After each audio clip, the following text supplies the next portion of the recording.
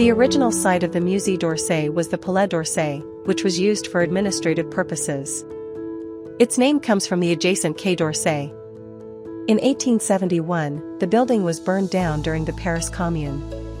Later, to accommodate visitors to the 1900 Paris Exposition, the Orsay railway station was built on this site.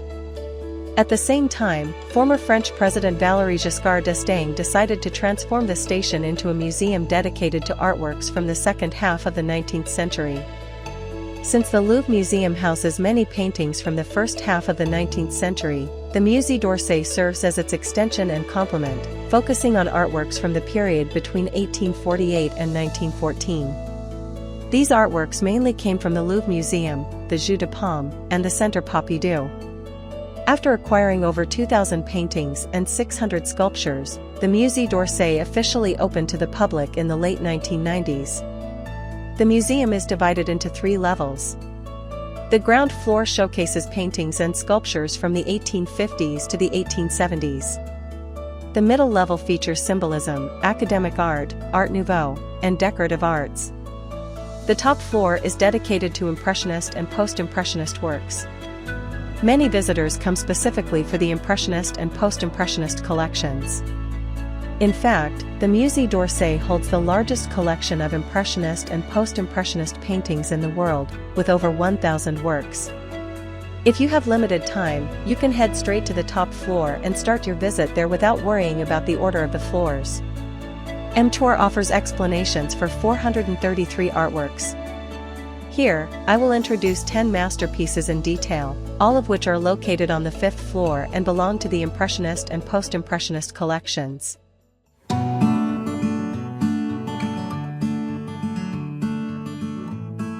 The piece before you is one of the most renowned masterpieces of the Impressionist movement. It depicts the Moulin de la Galette in the Montmartre district of Paris, a place once inhabited by many notable figures in the arts. Renoir captured the joyful atmosphere of a Sunday afternoon gathering. At the end of the 19th century, the Parisian working class would dress up to dance and drink at this location until evening. To paint this scene, Renoir even set up a studio near the site, initially wanting his favorite model, Jean, to be the protagonist, but later switching to Jean's sister, Estelle, who is the young woman in the blue and pink striped dress at the center of the painting. The men surrounding her and in the background are contemporary painters of the time.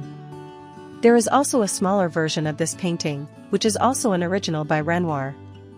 It remains uncertain which version is the original, but the one in the Musée d'Orsay is likely to have been completed outdoors, as the wind often blew away the canvases, making it challenging to paint smaller versions outside. Notably, another version of the painting is currently in private hands and was once auctioned for $78 million in 1990. Like Renoir's other mature early works, Dance at Le Moulin de la Galette is a typical Impressionist snapshot of real life, showcasing rich forms, fluid brushstrokes, and sparkling sunlight, and is a testament to Renoir's ambitious early artistic endeavors.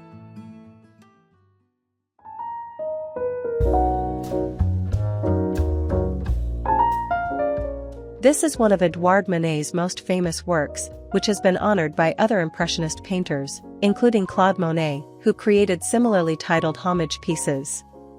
The painting is particularly notable for the shock it caused upon its exhibition, attracting substantial controversy. The main point of contention arose from its challenge to traditional painting norms, where only mythological figures were depicted nude. Manet presented a modern-day nude woman without any mythological reference, considered obscene at the time. This figure likely represented prostitution activities in the Bois de Boulogne on the western outskirts of Paris, a well-known and rampant issue, yet a highly inappropriate subject for a salon exhibition.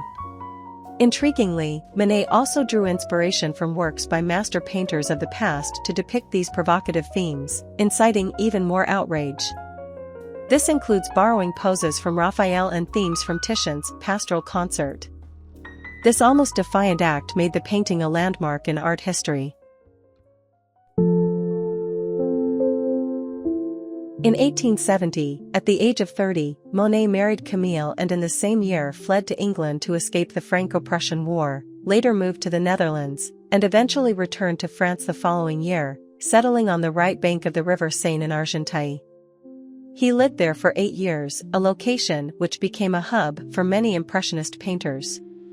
Monet was the most prolific among them during this period, which marked a high point in his career. Poppies is a quintessential work from this time, portraying 2 pairs of mothers and children crossing a field in summer. The figures in the foreground are likely to be Monet's wife Camille and their son. In this painting, Monet softens the contours and uses colors to create a rhythmic composition, while the pathways taken by the 2 pairs form a diagonal structure in the layout.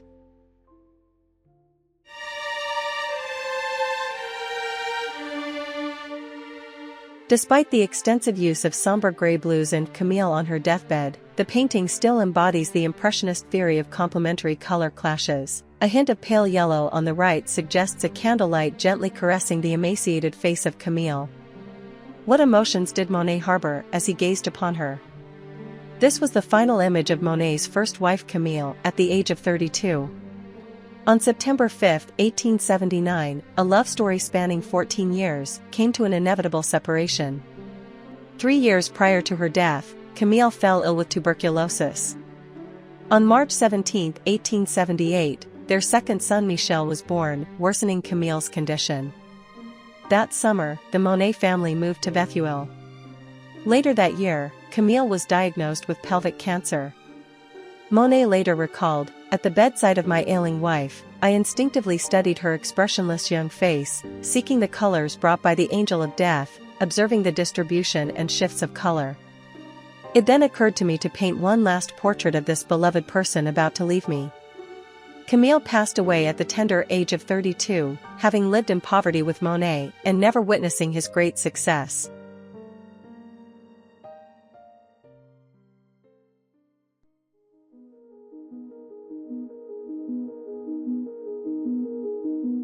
Degas frequently visited the Paris Opera, sometimes as an audience member and sometimes behind the scenes, facilitated by a friend in the opera's orchestra. From the age of 36 in 1870, Degas ardently pursued the theme of dancers until his death, producing numerous works on this subject. In these artworks, Degas explored the representation of various postures through the observation of dancers' training and resting moments.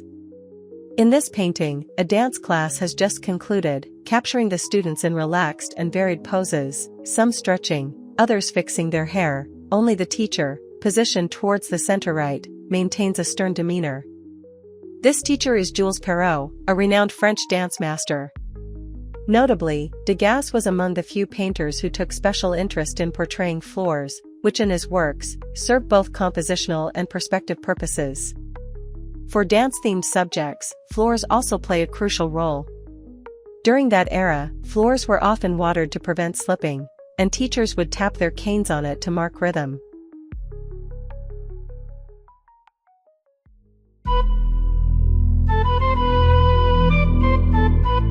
Paul Cézanne created 5 paintings on the same theme, all depicting the game of card playing. It is highly likely that his inspiration came from a 17th-century painting by the Luncheon brothers, which pertained to the same subject and was housed in a museum in Cézanne's native province. This series actually encompasses a notion of confrontation. Unlike traditional paintings, Cézanne did not focus on portraying the cunning looks or gestures of the figures. Instead, he simplified and abstracted the depiction. The characters are portrayed as silent and serious, with a wine bottle illuminated by the light serving as the central axis, further enhancing the confrontational stance on both sides of the painting. These figures were acquaintances from Cézanne's hometown. The smoking man was a local gardener, and the figure on the right, a peasant. The theme of confrontation likely foreshadows Cézanne's own conflict with his father, who opposed his pursuit of art and wished for him to continue with the family banking business.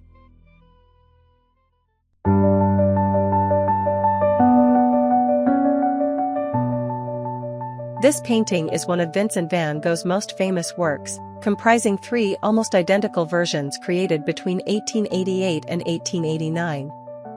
The first and second versions, which share the same dimensions, are housed in the Van Gogh Museum in Amsterdam and the Art Institute of Chicago, respectively. The third version, which is smaller and housed in the Musée d'Orsay, was painted for Van Gogh's family in the Netherlands. The most notable difference in this version is that the portraits on the wall have been replaced by Van Gogh's self-portraits. Van Gogh himself provided a very clear explanation of the painting in a letter to his brother Theo, describing the walls as pale violet, the floor as dark red, the chairs and bed as chrome yellow, the pillows and sheets as very light lemon green, the blanket as scarlet red, the dressing table as orange, the wash basin as blue, and the window as green. He aimed to convey a sense of the bedroom's tranquility and simplicity through the symbolic meaning of colors. This idea was inspired by Japanese culture, which Van Gogh believed was characterized by the minimalist living spaces of many artistic masters. Although the room appears somewhat cluttered and not devoid of decorations, with paintings still adorning the walls, to Van Gogh, it approached the simplicity of Japanese homes. He thought that some artists, upon becoming wealthy, would fill their homes with many small items, akin to an antique shop, and that this constant accumulation was the root of disorder, a trigger for mental instability. Thus, Van Gogh hoped that the bedroom would provide him with absolute rest and sleep, a return to simplicity and order.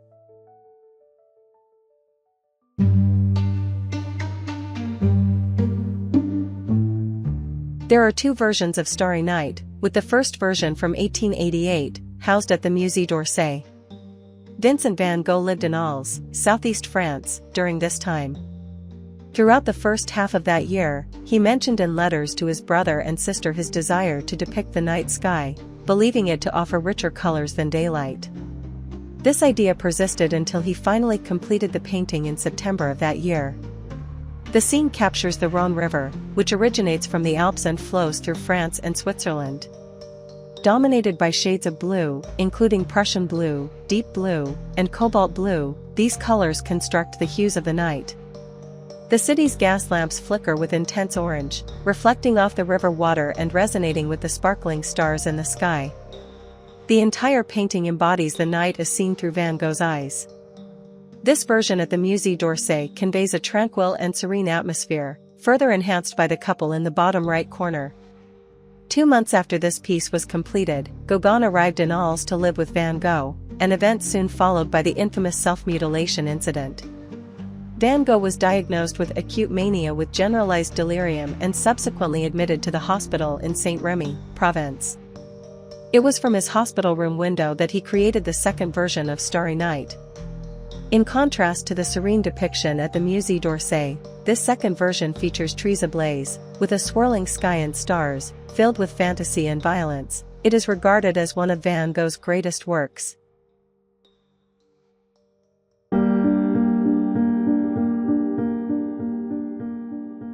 In April 1891, at the age of 43, Paul Gauguin set foot on Tahiti for the first time.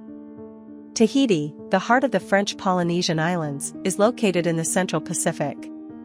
Gauguin ventured to Tahiti with the intent to escape European civilization and all man-made creations.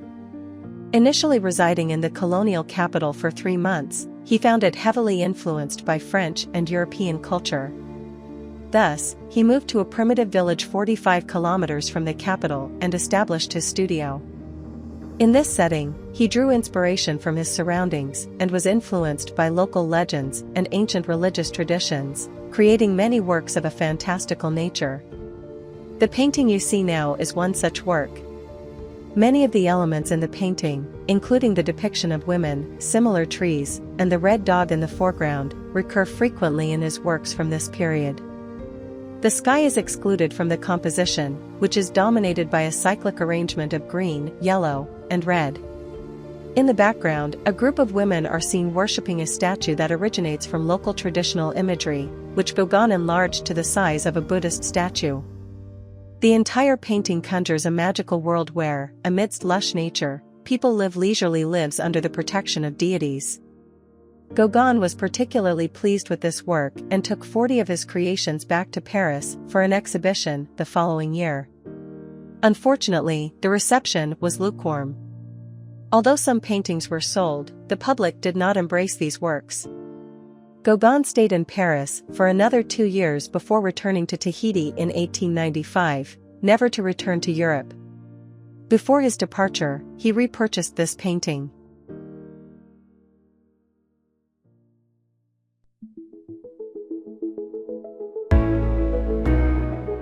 The female figure in this painting is Berthe Robles, the wife of Paul Signac and a cousin of Camille Pissarro.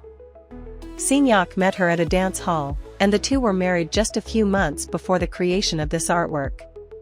This portrait, employing the neo-impressionist technique of pointillism, is a rare instance for Signac, who typically reserved this method for personal acquaintances. Another known example is part of the collection at the Museum of Modern Art in New York. Woman with an Umbrella revolves around a classic theme frequently explored by many Impressionist artists, notably including two famous works by Monet housed at the Musée d'Orsay. However, Signac offers a purely neo-impressionist interpretation of the subject. The painting showcases contrasts of multiple colors, particularly between red and green, and yellow and purple. The canvas space is deliberately constrained to a two-dimensional plane, devoid of any depth. Despite this, the stylized effect is enhanced by the solemn demeanor of the model. Details in the cuffs, the patterns on the umbrella, the flowers, and the jewelry emphasize the decorative effect that the artist intentionally sought. Comparing the Impressionist and Neo-Impressionist renditions of the same theme can deepen one's understanding of these artistic forms. Thus, we have explored 10 masterpieces by 8 Impressionist and Neo-Impressionist artists.